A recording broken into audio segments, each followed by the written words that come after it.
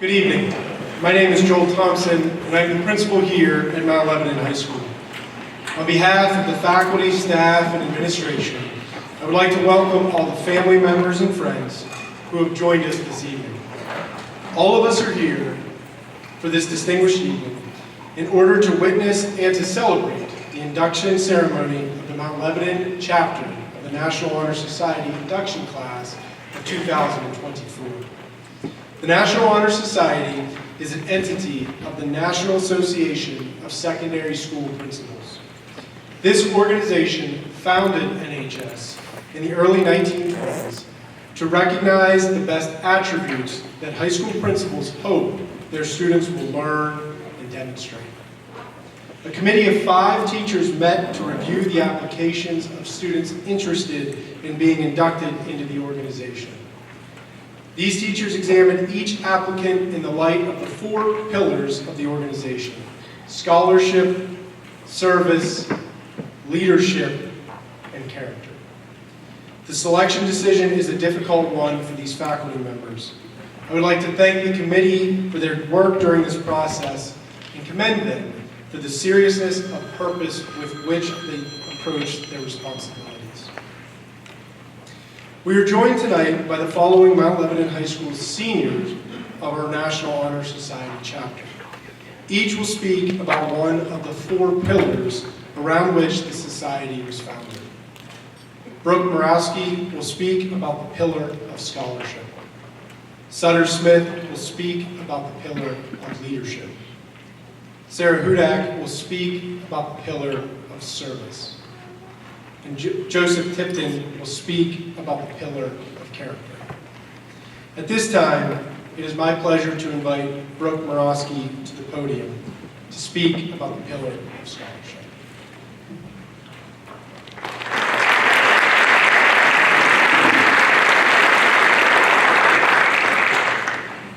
First, I want to congratulate you all for making it here. You set a goal for yourself, and you saw it through. You have your own unique story of how you came to be carrying your candle, as do the people sitting around you. Last year, when I was in your place, I remember standing in a line in the hallway as we waited to be called in. It was just like lining up in elementary school, except now we were all wearing dresses and suits, and there was this strange excitement in the air that can only be described in one word: future. It felt like for the longest time I had been walking in lines both by instruction and by choice. But it was only when waiting in that hallway that I felt the sense of a destination from that walking. A destination of my own. A destination I felt was shaped by scholarship. When I was younger and first heard the word scholarship, I pictured a skull because it sounded like scholarship. When it was explained to me that scholarship was a word usually aligned with smart people, I kept imagining that dark, looming skull because being smart was something scary and unknown to me. I was in extra help, math, reading, and speech classes. By the time I was starting high school, I saw the skull as a challenge. But having my freshman year online changed my perception.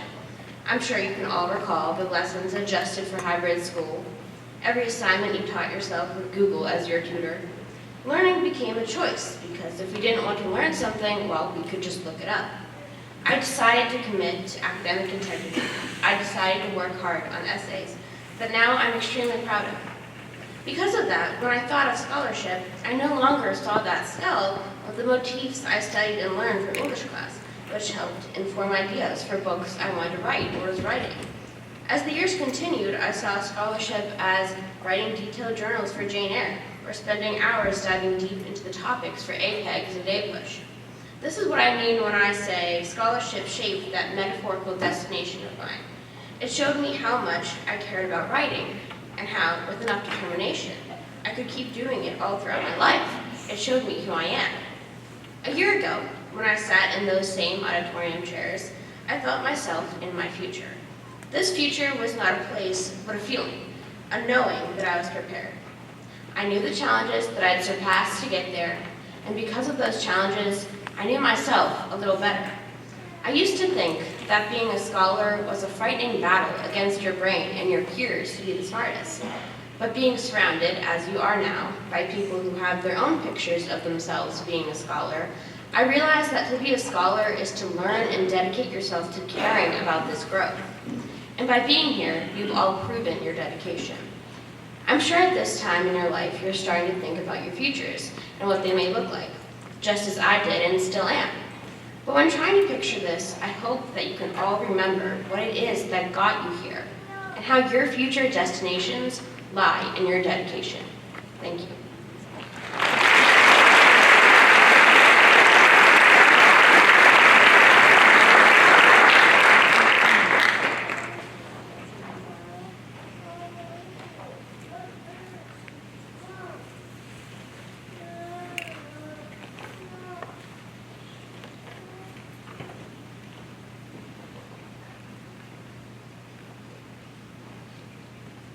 I'd like to introduce Sutter Smith, who will be speaking about the pillar of leadership.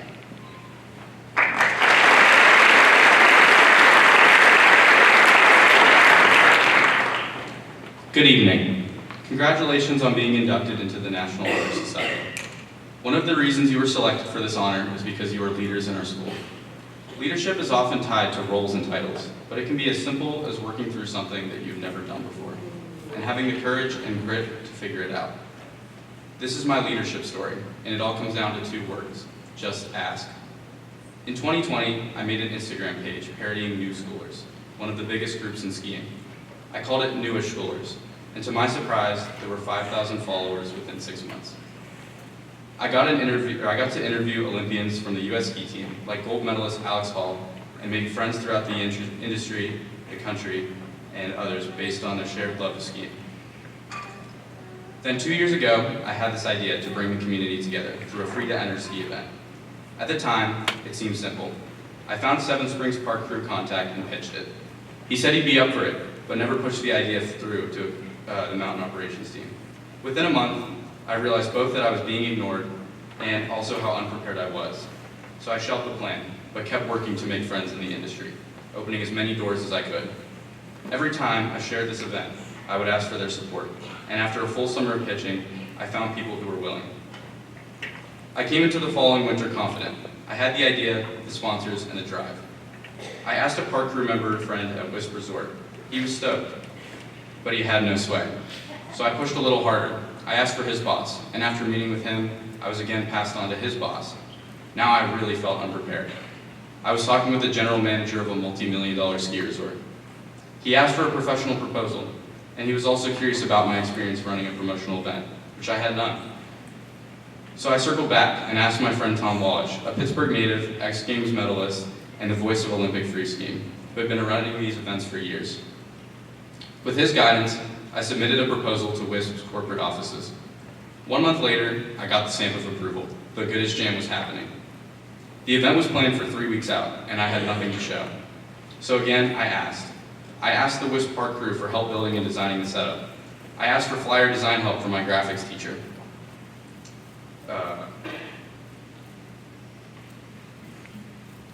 I asked my friends and experienced free skiers to be filmmakers and judges. I asked for a DJ and an announcer who came from the park crew and the local radio scene. And just like before, some said no, but more said yes. 3 weeks later, what seemed like an impossible task for just me had been easily handled by the crew. The ski course was pristine, and 60 people had signed up to compete. We had more prizes than we knew what to do with. All that was left to do was sit back and let the event run. As the competitors started their runs, I realized how small asks make something that felt impossible happen. I could have never accomplished this on my own. To most of us, asking can be scary. Every leader doubts himself sometimes. I still overthink the questions and requests I have for others. How will they respond? What will they think of me? But leadership means persevering despite the challenges. It's about having the confidence to find the tools to get the job done. I try to remind myself that the worst they can say is no, and one no is a pretty small setback in the grand scheme of things. In fact, it could even be the start of something bigger.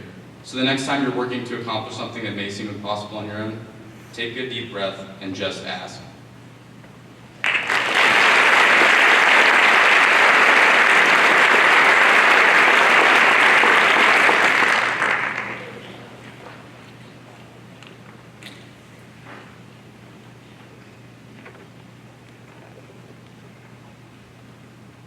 I would like to introduce Sarah Hudak, who will be speaking about the Pillar of Service.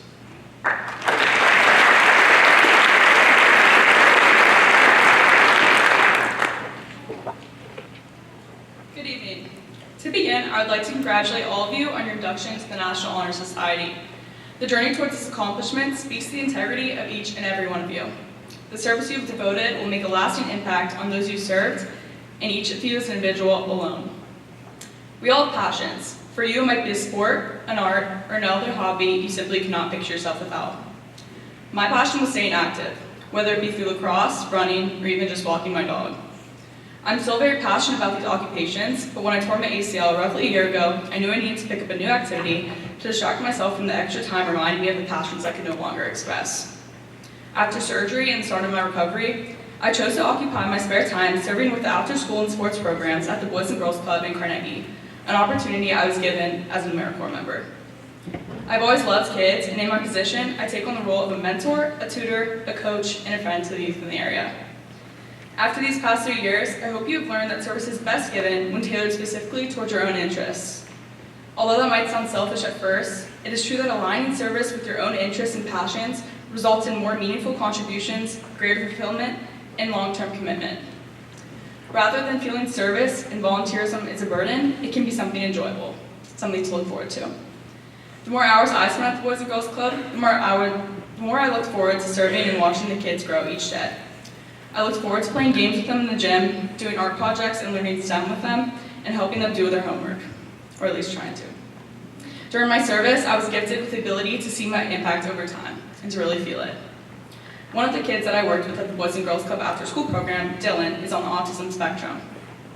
When I first began my term, I figured that the other kids might not understand why, despite him being the same age as them. He did not act or learn the same way they did. In fact, I would be lying if I said I wasn't worried they would treat him as less because of it. However, this fear of mine was quickly eased when I saw that he brought the best out of every single child. In the gym, he would wander into the middle of the games, and they would stop immediately and escort him to the side, making sure he was okay. Another girl, who was only 6 years old, explained to me that he's just like us, but his brain works a little bit differently. While he ate his meal, they made sure he was always sitting with friends. So despite my initial concerns about how the other kids might treat Dylan, it became clear that they were not only accepting of him, but also supportive and inclusive. If I asked any of you what the true meaning of service is, I'm certain most of you would answer with something along the lines of doing something to help others. And while this very straightforward definition stands true, you almost understand the deeper influence you've made on yourself and others in the same way that 6-year-old understands Dylan's autism. One of the many gifts of service is gratitude. During your service, you were given the opportunity to lend a hand to those who needed it most. You were able to be the person who could ease the stress and struggles of those people you helped. From my experience, I gained a sense of fulfillment, but also a profound appreciation for my own blessings. Service gives us the ability to be grateful for what we have and understand the importance of giving back to our communities. Even though I lost the ability to follow one of my passions this past year, I'm forever grateful that it gifted me a new one.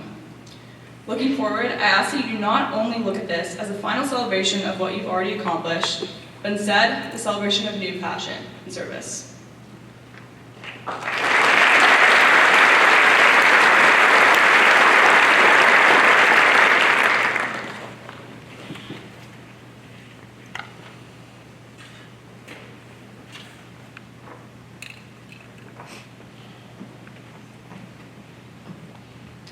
I'd like to introduce Joseph Tipton, who will be speaking about the pillar of character.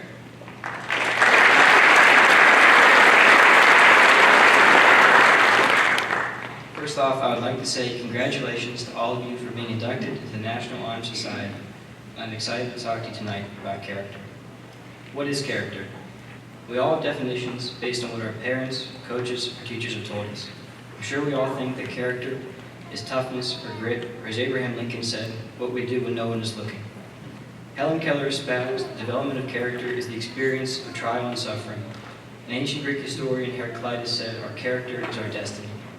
These things are true. Character involves toughness, and it shapes our destiny. But these quotes do not define character as much as they try to inspire it. They paint it as something outside of us, yet to be achieved. But I maintain that character is not external and does not lie in our future, but in our present. A good character is shaped by commitment to yourself and your values. In other words, it is the commitment to write your own story. In relation to all other virtues, our character is the only one which is entirely in our control. Talent is a gift, skills are learned, wisdom is acquired. The character is our choice. It is the word we give that choice we have in every present moment to honor what we could be and what we want to be. Each of us in this room in the National Honor Society is on the cusp of writing the story, the series of choices that are waiting for us. Very soon, our decisions and our lives will be our own, and we will certainly realize some part of our potential. But to flourish, I believe we must all move forward with a promise to ourselves to write the next chapter of our lives, how we want it to be written. This sentiment has been personally relayed to me countless times by my uncle whenever I felt unsure of myself, that I had lost, that I had failed. Listen to the little voice in your head, he would tell me, that's what you need to follow. I've taken his advice to heart in my life, and for good reason. He himself was trained as a pharmacist because his father was, and ran a pharmacy because his father did, and was married young like his father. But following others was not the blueprint for happiness that I've gotten from him. At 38, he left his hometown, moved across the Strait of Missouri, and was admitted into and finished a PhD for which he says he would have lived in his beard to give. This is the kind of commitment that I hope you will exercise when it comes to pursuing what you want in life. Knowing this, we must look at ourselves with all our strengths and idiosyncrasies and move forward. Indeed, we should not look back on our past and scrutinize everything we could have done better, and we shouldn't fantasize about how we can hope for greatness in the future. Instead, we should put all else out of our minds and seize the present moment for what it is, an opportunity to choose to create a robust and desirable character and live an incredible story. Thank you.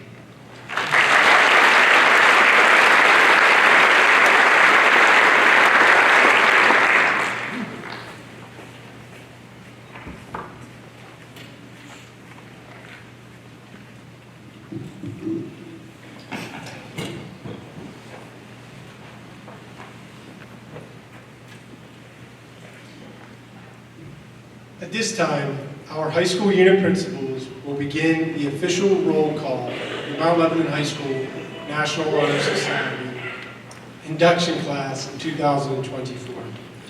Beginning the roll call will be Unit 1 Principal, Dr. Mitchell, followed by Unit 2 Principal, Dr. Moyer, and lastly, Unit 3 Principal, Ms. Bismarck. We ask that you please hold your applause until all of the names have been called.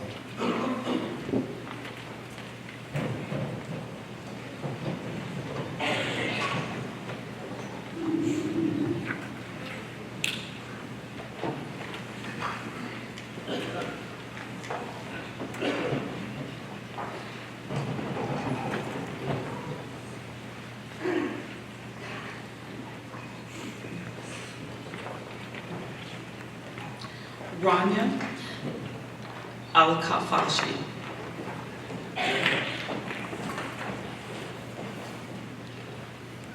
Timothy Albert. Helen Albu. Jacob Amenta. William Anders. Lauren Anstanding. Sophia Antonelli. Idoan Afji.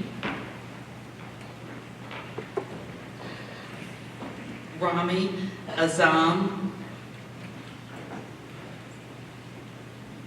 Abby Bear. Selma Bajoric. Hannah Baker. Allison Barrett. Jesse Bass. Bryce Beeman. Evan Bickerham. Irmak Birjan. Michael Boxstaller. Hannah Boomhauer. Lucas Bavino. Jonas Boyd.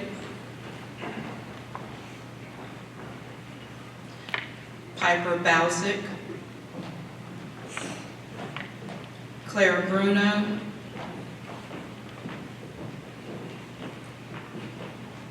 Alejandra Byram, Pedro Cabusu Varicius, May Cano,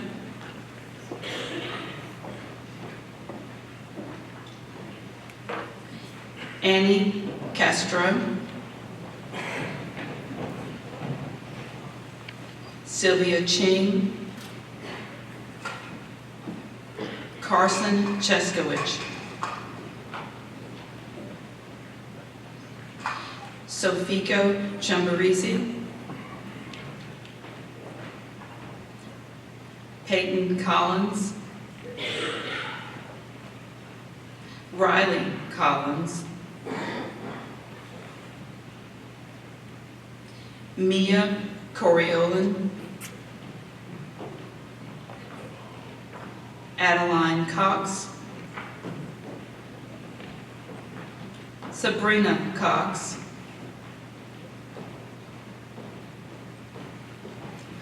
Tilly Crown,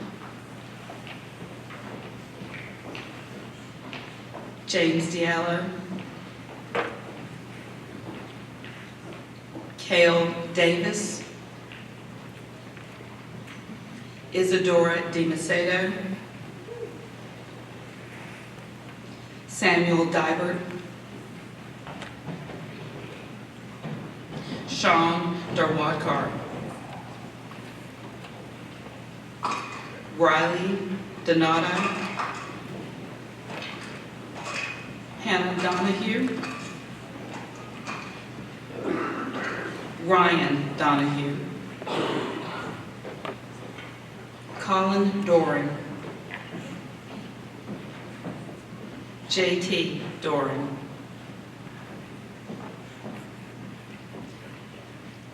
Benjamin Doherty,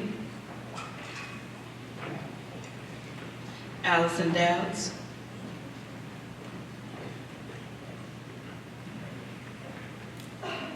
Autumn Dobiak,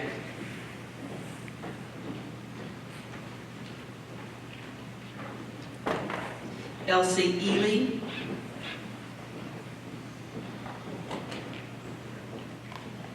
Josie Engel,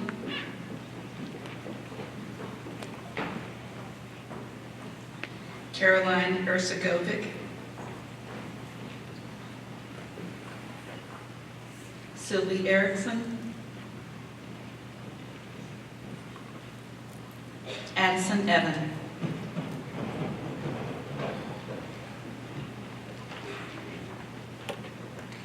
Isabella Evans,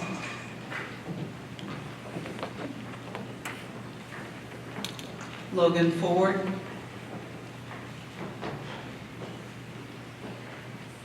Zach Franey,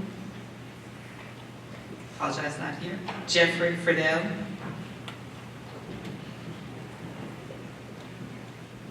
Carly Garcia,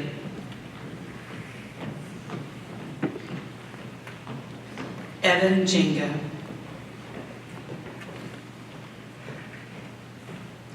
Keegan Green,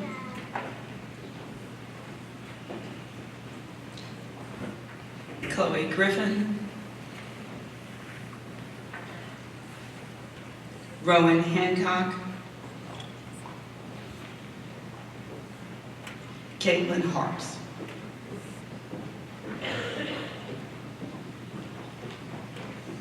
Tommy Harold, Andrew Hartung, Elsa Haywiser, Joseph Hetz, Thea Hippolito, Baolong Ho, Madeline Holder, Eden Horry, Moshami Huffman, John Holzman, Andrew Holdmark, Owen Humes. Anisha Hunt. Andrew Highland. Isaiah Irwin Evans. Jack James. Tiernan Jenkins. Mirabelle Johns. Adelaide Jones. Alexander Joseph.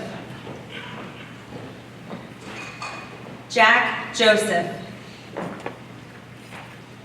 Peter Kale. Lydia Kalapos. Ethan Caravias. Serena Cavalier. Yusuf Khan. Joel Kanji. Lean Cresat.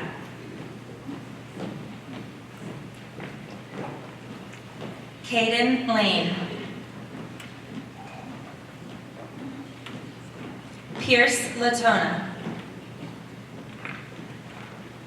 Emma LaFave. Alexandra London. Sophia London. William Long. Kara Lauder. Sophia Manzetti.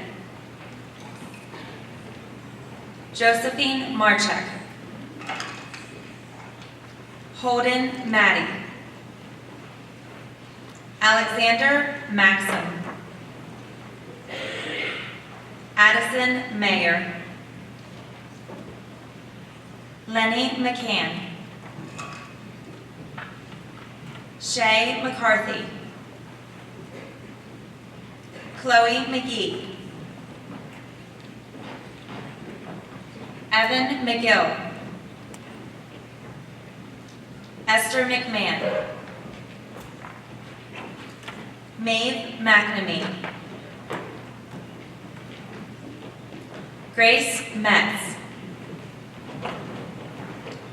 Benjamin Meyer.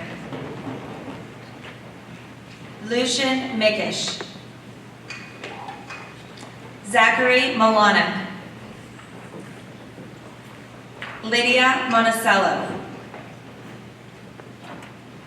Mario Morello. Kyle Morgan. Natalie Morgan. Cecilia Morrow. Vincent Musial. Dominic Nardiello. Roman Neidinger. Bennington Neal. Claire Nill. Audrey Knoll. Summer Norton. Henry Nowatsky. AJ Obakowski. Jacob Olson. Gabriella Ott. Kelly Oxenreifer.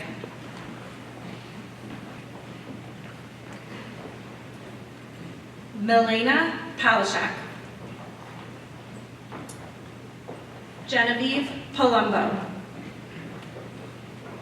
Sophia Pan. Tessa Peter. Ava Pasakrita. Kenley Petula. Annabella Phelps. Gabriel Pedro. Dorothy Pikelet. Lila Palat. Henry Polk. Grace Portman. McKenna Paza. Mason Prettyman. Lily Quisenberry. Aaron Reddy. Lillian Reisinger. Meredith Reisinger. Ellison Ressler. Marissa Richards. Anouk Ridavoy. Penelope Rogers. Charles Rosca. Ellen Rost. Dominic Ralph. Sylvia Roy.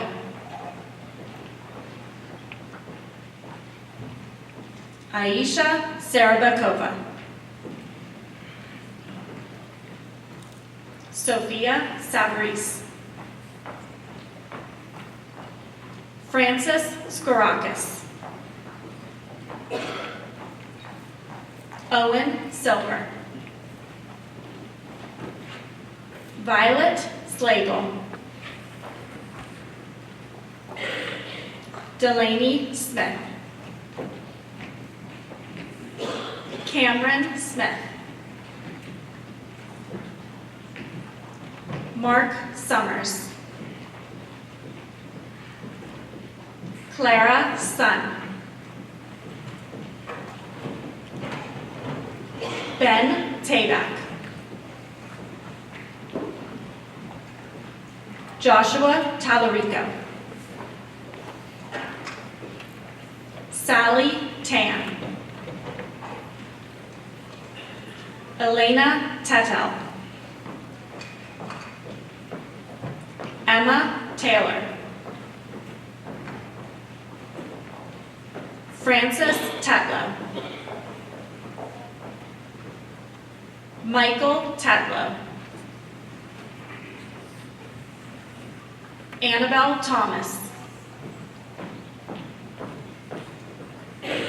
Lauren Thompson.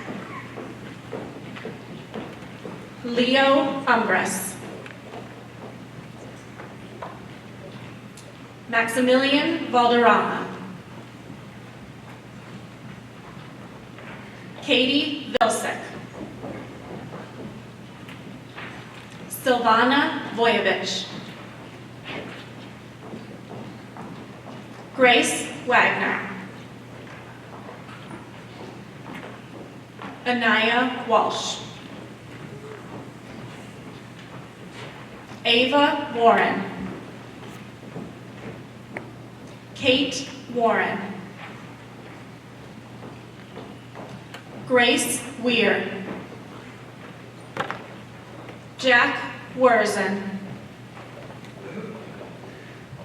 Rebecca Wilcox. Rita Williams. Sloan Wilson. Tess Woods. Kate Yang. Owen Yeager. Lucas Euro. Owen Zeff.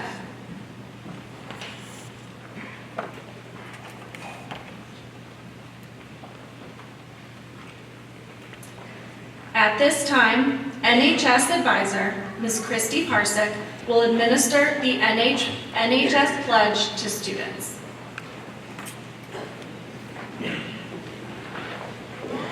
Good evening, everyone. I'm so happy to be with you tonight. I think we should take a minute and recognize our new inductee.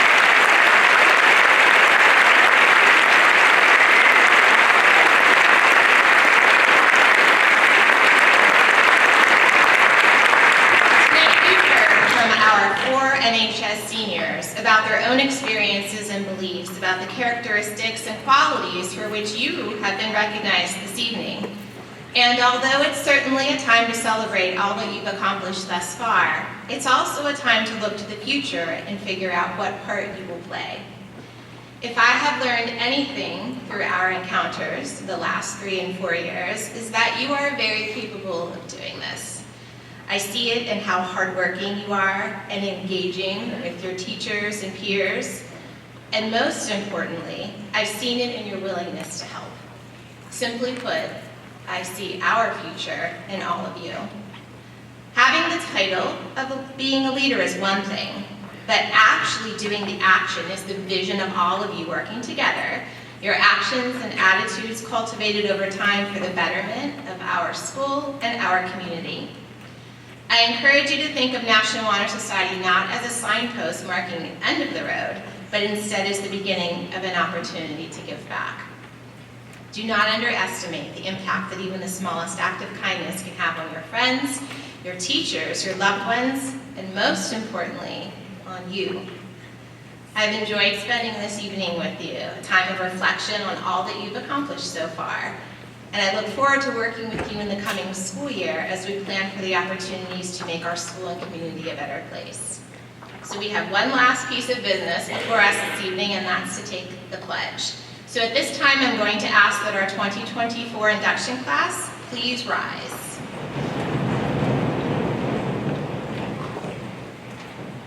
Please repeat after me. I pledge to uphold the high purpose of National Honor Society. I will be true to the principles for which it stands. I will be loyal to my school. And will maintain and encourage the high standards of scholarship, leadership, service, and character. Congratulations. Please be seated.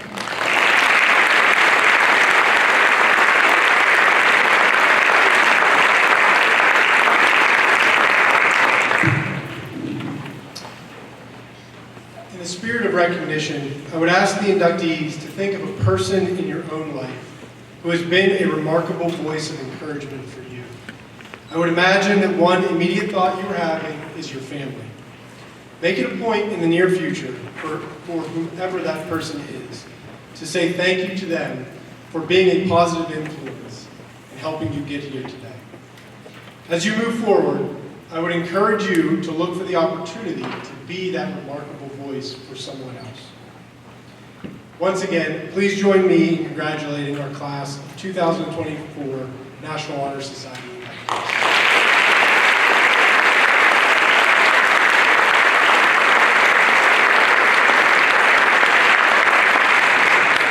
I would like to thank the members of the audience for attending this evening and for the support that you have given these students. I would also like to thank the NHS speakers who spoke so eloquently tonight, our pianist Claire Sun, a member of the class of 2025, the faculty and staff who are in attendance, unit principals Dr. Mitchell, Dr. Moyer, and Ms. Mintz-Moyer, and National Honor Society advisor Ms. Parsick, who put this night together, as well as for the hours that she spends working all year with our NHS members. This concludes this evening's ceremony. At this time, I will ask our induction class to please rise, and we will begin the recession.